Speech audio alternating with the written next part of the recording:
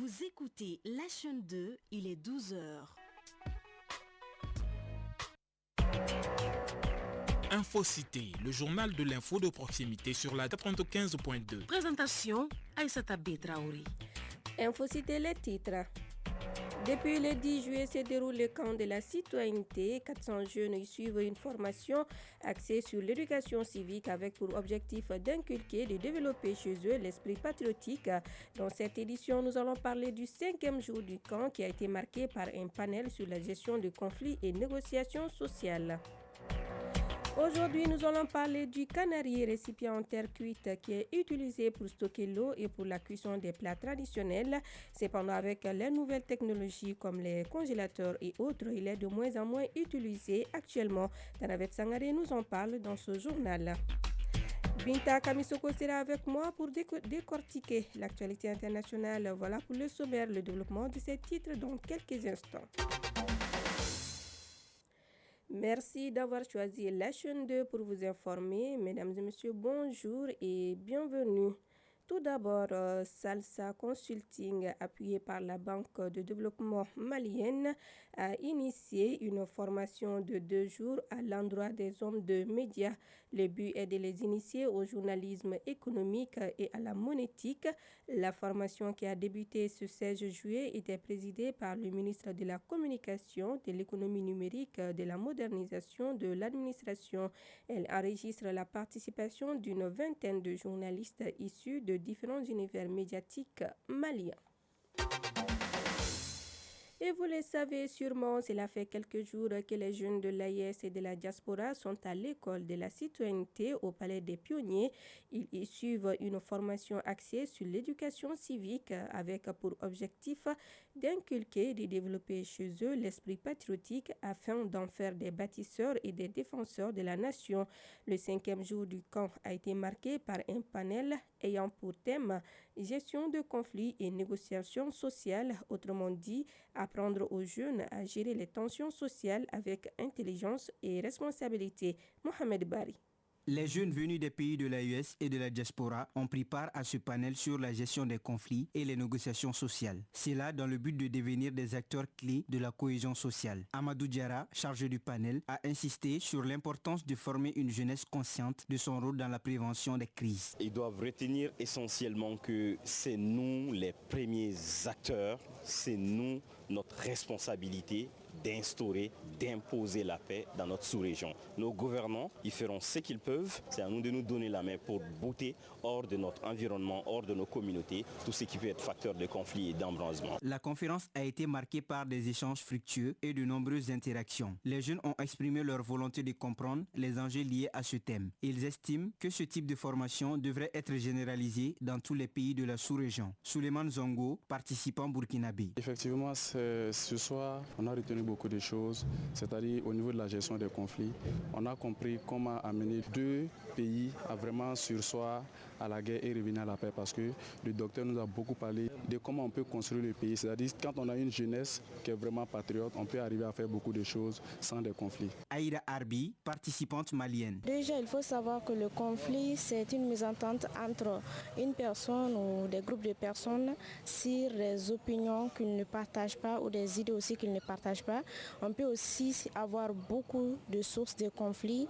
Les sources de conflits peuvent être sociales, les sources de conflits aussi peuvent être organisationnelles. Bon, pour résoudre les conflits, il faut savoir faire des discussions et chercher les sources des conflits. Aussi, on peut passer par la médiation. Après ma sortie, je pourrais régler des cas de conflit parce qu'avec ces panels, j'ai appris beaucoup de choses. Former un citoyen, ce n'est pas seulement lui apprendre ses droits, c'est aussi lui transmettre les outils pour construire la paix et préserver la cohésion sociale.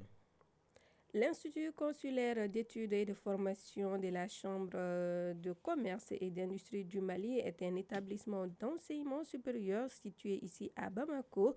Il propose des formations professionnelles initiales et continues, notamment dans les domaines de la gestion, de l'informatique, de l'entrepreneuriat et bien d'autres. Mariam Konaté nous présente l'INCF dans ce reportage. Ce matin, Djeneba Touré, accompagné de sa tante, franchit pour la première fois les portes de l'INCF, l'air curieux mais déterminé. Bonjour madame, vous allez bien? Elle vient s'inscrire à l'une des formations proposées par l'établissement. J'ai entendu parler de cet établissement et je pense que ça ferait mon affaire pour cette année. Comme elle, de nombreux jeunes voient en l'INCF une opportunité de se former à des métiers d'avenir. Ali Draman Onguiba, étudiant en première année de logistique. J'ai choisi cet établissement à cause d'un ami qui m'a expliqué l'importance de cet établissement. La méthode d'apprentissage, elle est bonne. L'INCF, c'est aussi une infrastructure impressionnante, un bâtiment moderne d'une superficie de 2680 mètres carrés, comprenant des amphithéâtres, plusieurs salles de cours et des équipements adaptés aux standards actuels. Mohamed Suntoura, enseignant. Les cours, c'est à deux niveaux. La première, donc, on a ce qu'on appelle les cas pratiques. Il y a les cours théoriques aussi qu'on procède, ça arrive des fois à la formation. Il y a des outils numériques. Quand vous avez une très bonne formation, ça peut vous aider à travailler dans beaucoup de domaines. Pour mieux comprendre la mission et les ambitions de l'établissement, Philippe Mallet, directeur, nous en dit plus. La mission de l'INCF, c'est d'offrir des formations de qualité, produire les compétences utiles prioritairement aux entreprises. Nos diplômes sont reconnus. En somme, avec l'INCF, la Chambre de commerce et d'industrie du Mali étend son action au-delà de la formation. À présent, le tour d'horizon de l'actualité internationale. Bonjour Binta Kamisoko. Bonjour Aïssata.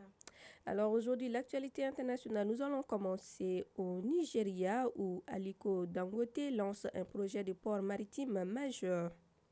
Aliko Dangote, l'homme d'affaires nigérien désigné homme le plus riche d'Afrique par Forbes, a adressé une demande aux autorités visant à construire le port le plus grand et le plus profond du Nigeria à Olokola. Selon Bloomberg, ce port stratégique facilitera surtout les exportations de gaz naturel liquéfié. De plus, il centralisera le flux d'engrais et améliorera l'interconnexion entre les infrastructures du groupe Dangote et les marchés régionaux d'Afrique de l'Ouest, optimisant l'efficacité logistique. Et en République démocratique du Congo, les jeunes filles enceintes sont désormais autorisées à poursuivre leurs études. Tout à fait. Une note circulaire signée le lundi 14 juillet par le ministère de l'Éducation nationale interdit désormais toute exclusion liée à une grossesse, une mesure qui vient corriger une vieille inégalité entre les garçons et les filles. La note circulaire du ministère précise qu'aucune sanction ou exclusion ne sera tolérée en raison d'une grossesse, une directive qui s'applique dès sa signature et qui devra être relayée dans tous les établissements du pays. Au Maroc, la croissance économique devrait ralentir de 4% en 2026. En effet, ces prévisions viennent de l'Agence officielle des statistiques du pays, le HCP. C'est une baisse par rapport aux 4,4% prévus pour 2025. Les chiffres ont été publiés mardi et le ralentissement est attribué aux incertitudes du commerce mondial. Elle entraîne une fragmentation du commerce international. Cela limiterait la reprise de la demande étrangère pour les produits marocains. Le HCP a fondé ses projections sur une hypothèse précise. Il s'agit d'une récolte de blé moyenne et d'une baisse de la demande étrangère pour les exportations marocaines. C'est la demande intérieure qui continue de tirer les importations. Et aux États-Unis, le président envisage d'imposer des droits de douane de plus de 10% pour des pays des Caraïbes et d'Afrique. De retour d'un voyage à Pennsylvanie, le président Donald Trump s'est adressé aux journalistes, ajoutant que son administration fixera un tarif unique à au moins 100 pays. Le secrétaire au commerce a précisé que les pays dont les marchandises seraient taxées à ces taux se trouvaient en Afrique et dans les Caraïbes, des régions qui ont généralement des échanges commerciaux relativement modestes avec les États-Unis et qui n'ont pas grand-chose à voir avec les objectifs de M. Trump en matière de réduction des déséquilibres commerciaux avec le reste du monde. C'est tout. Merci beaucoup, Binta Kamisoko, pour toutes ces nouvelles. Et je vous le disais dans les titres, le Canari désigne un grand récipient en terre cuite utilisé pour stocker l'eau et pour la cuisson des plats traditionnels. Cet objet est donc bien plus qu'un simple ustensile. Il est un élément essentiel de la vie quotidienne et culturelle malienne. Aujourd'hui, avec les fruits des nouvelles technologies comme les congélateurs et autres, il est de moins en moins utilisé actuellement. Tanavet Sangaré nous en parle dans ce reportage. Le canari, de par sa capacité à conserver l'eau fraîche, est indispensable dans les foyers, surtout dans les zones où l'accès à l'eau potable est limité. Il est souvent offert à la jeune mariée, symbolisant l'union et la cohésion du couple et de la famille. Aïssata Chérif Aïdara est mariée depuis une vingtaine d'années. Elle se souvient encore des conseils de sa maman et de ses tantes sur l'utilité du canari. Le canari est souvent associé à des rites et des traditions. Sa présence dans la cuisine malienne est un symbole de la vie domestique et de l'hospitalité. Par exemple, dans la famille, la femme qui a le canari, le plus souvent, c'est chez elle que les enfants vont pour boire.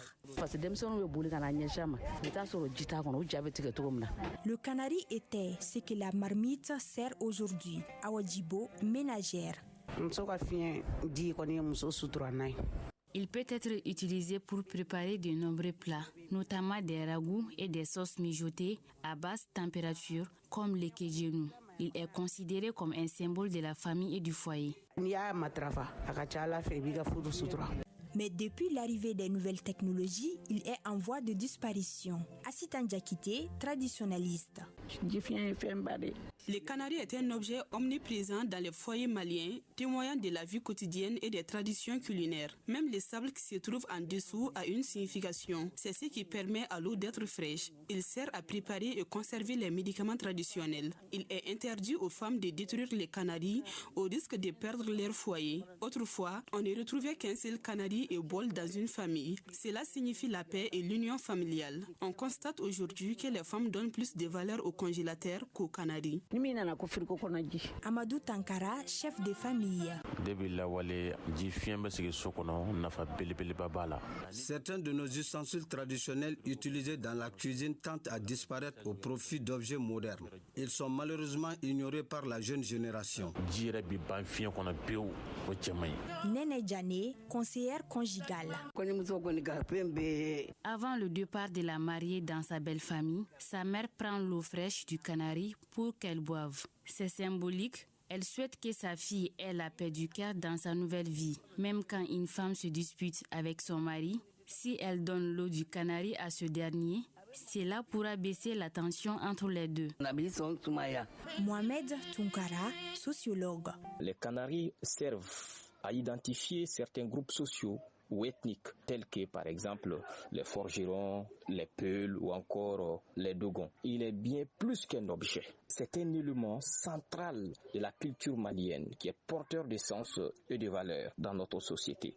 Ils mettent en exergue les rôles sociaux attribués aux femmes dans la transmission des savoir-faire et de la gestion des ressources. La fabrication et la vente de canaris contribuent beaucoup à l'économie locale et à la création d'emplois au Mali. Nous pouvons certainement revenir à ces récipients faits de terre cuite. Le canari est un objet polyvalent et incontournable au Mali, alliant utilité pratique, aspect culturel et économique.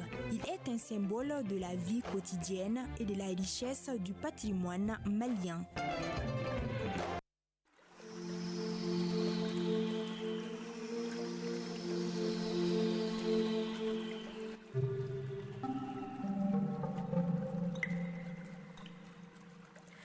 Les nouvelles du temps avant de nous séparer, le thermomètre affiche actuellement sur Bamako et environ 32 degrés. La maximale attendue sera de 33. Le soleil se couchera à 19h passé de 2 minutes. C'est la fin de cette édition qui vous a été présentée par Aïssata Traoré, une réalisation de Adam Kone, Salimata Konate, mise en onde de Diala Samake, mise en ligne Badi Touré, coordination éditoriale Sedou Traoré, Djefa Diara. Grand merci à vous de nous avoir suivis. Très bonne suite de nos programmes.